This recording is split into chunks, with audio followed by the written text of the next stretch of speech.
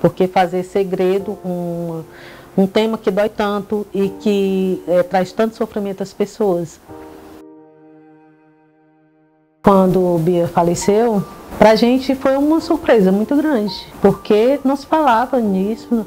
Eu acho que em casa a gente nunca falou sobre suicídio, até porque a gente não via nenhuma possibilidade de que acontecesse com a gente. E para a gente era muito difícil a gente identificar Bia como uma pessoa que estivesse passando por uma depressão, porque talvez ela mascarava esse sofrimento, porque na frente da gente ela estava sempre sorrindo e alegre. Foi assim, meu primeiro impacto e maior, assim, que para mim foi avassalador, foi a morte. Não foi a morte por suicídio. A questão de ser por suicídio veio em decorrência do que a gente começou a sentir perante os amigos, perante a sociedade, como que as pessoas recebiam isso, como que as pessoas queriam que a gente desse uma resposta e como as pessoas estavam julgando a gente e julgando Bia.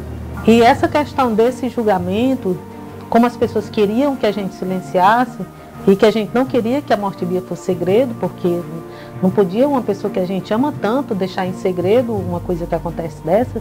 Em casa a gente começou a falar bastante sobre o que tinha acontecido com a gente, o que tinha acontecido com Bia, como era que ela estava se sentindo. No colégio de Bia não foi comentado nada em sala de aula. A cadeira dela ficou vaga até o fim do ano e ninguém ocupou.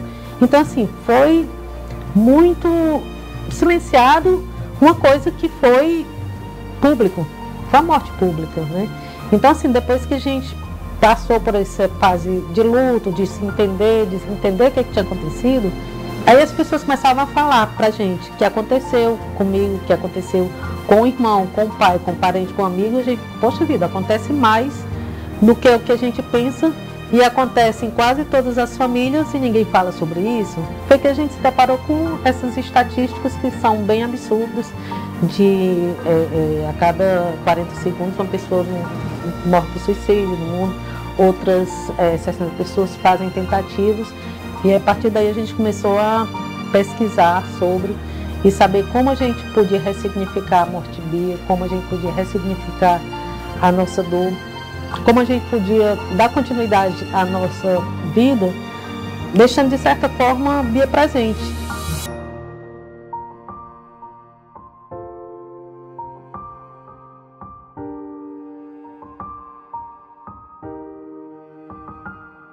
Quando a gente idealizou o Instituto, foi exatamente isso.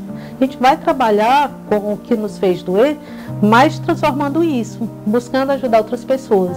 E foi assim que a gente pensou em fazer prevenção do suicídio. E a gente pensou começar como? Com informação. A morte por suicídio, ela está relacionada a algum transtorno mental, algum sofrimento psíquico, mas não é uma coisa tão simples, ela é muito complexa.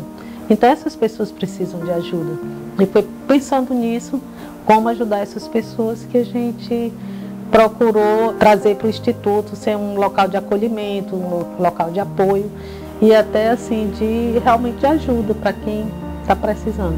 Agora, assim, falar sobre prevenção do suicídio foi um enfrentamento, porque as pessoas não queriam ouvir. Então, assim, para a gente chegar ao que a gente faz hoje, o trabalho que a gente faz hoje, não foi muito simples. Foi um trabalho assim que a gente foi se aproximando das pessoas e falando sobre a importância de se falar sobre esse tema, a importância das pessoas ficarem mais atentas aos riscos, aos sinais que as pessoas dizem ou falam ou escrevem ou narram sobre como é que estão se sentindo.